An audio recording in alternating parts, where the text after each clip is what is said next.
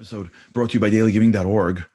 Dailygiving.org gives out $1 to you on your behalf. Not only do you feel good that you're always giving charity, $1 doesn't really do much when you give it on your own, but when you accumulate it with everybody else, it does massive amounts. They're giving out literally tens of thousands of dollars a month to incredible organizations. Join us. dailygiving.org, dailygiving.org. This week's Torah portion portrays one of the most epic moments in our history. It's the moment of Jacob and the angel. Remember the story? Jacob comes back to Israel now. He's got his whole family, and he's about to encounter Esav. And the night before he's about to do that, he's left alone. He forgot some things. He goes back to get them, and he's left alone. And he meets the angel of Esav, the archangel of his enemy. And in a world that we don't fully get, they battle.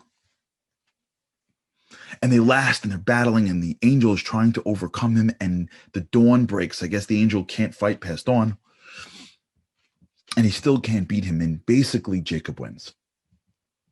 And Jacob does something amazing. He turns to the angel and says, "Give me a blessing," which is incredible if you think about that. Like how desperate is Jacob for blessings? You know what I'm saying? Like, imagine, like, God forbid, someone getting mugged in like an alley, and then after beating up the muggers, he's like, "Hey guys, you got a second?" They're like, "What?" He's like, "You mind giving me a blessing?" Like, really? Jacob needs the blessing from this guy. And the angel gives him the most interesting blessing. He says, "What's your name?" He says, "Jacob." Yaakov. He says, "Well, no longer is your name Jacob. Now your name is going to be Israel." This was the moment. Israel. This is it. Israel, the children of Israel. The name of the state stemmed from this moment.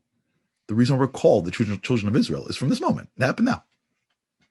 And he gives him the answer because he says, and I'll say it in Hebrew and translate, Ki sarita im Elokim ve'im anashim v'tuchal.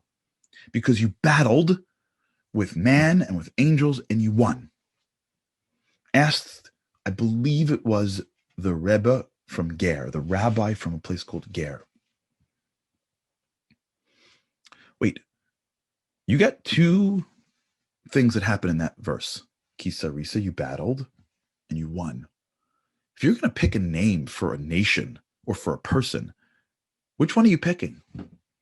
You played and you won. Are you a player or a winner? Right? You played and you won the championship. Are you a player or you're a champion? We don't pick the middle. We pick the end. If you've got Sarisa, which becomes Yisrael, Israel, and then you got Tuchal, which is winning, why do we go with the battling? We should be going with the winning. We got the wrong name. And here's his answer, or my understanding of his answer. There's two different ways of seeing the world. Materialize and spiritualize. The material way of seeing the world is success comes from accomplishments. You want to be successful? How do you know? Well, did you win? The successful season is the one that has a championship at the end of it. A successful academic career is one where you go to the right school. A successful semester is when you get an A. A successful anything is measured by the accomplishment of that thing. Results will indicate success. That is how physical eyes look at the world. The way spiritual eyes look at the world is that success isn't about results. You hope for good results. You expect good results, but those really also are out of your control. That's God's domain. Real success spiritually is based on the engagement, on the effort, on the desire to be part of something. A successful relationship takes place when you engage in the relationship.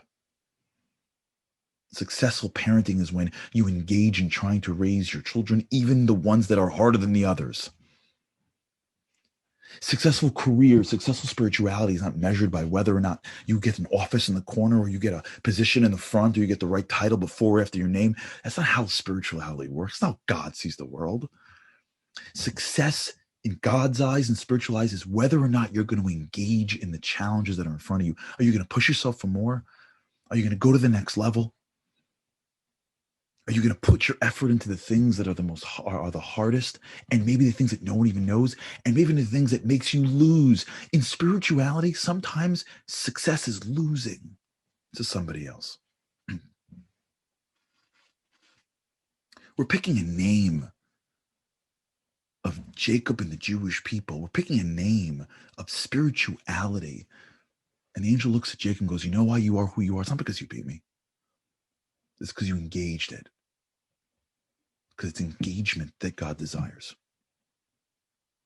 Our success in life is not based on whether or not we win or lose in life. Our success in life is whether or not every single day we wake up in the morning and engaged in the life that is in front of us, to do what's right, to overcome our challenges, to help people, to go beyond what we think is possible. And when we walk in this world and we engage in it, what happens is that we draw this infinite source from us out into the world. Because the way the infinite comes out, the way we achieve real success in life, is when we walk in through life and we're willing to struggle for what's right, regardless of what happens. That's why Jacob asked the bad guy for the blessing, because Jacob realized that if he came in, even the things that are hurting me, even the angel that are fighting me, there's value in that. There's value in the struggle. There's nothing in this world that is inherently evil. And so even the angel that came to fight me, there's some measure of good in there. So that person has the power to bring something out in me. That's what it means to be Israel. It's the value of the engagement. And when we look at our lives and realize that it is the engagement in life, it is the passionate desire to do what's right and what's best in every moment, and start to appreciate that being the moment of success, we do more, we feel better, and we bring out that true power from within into the world around us. That's real success.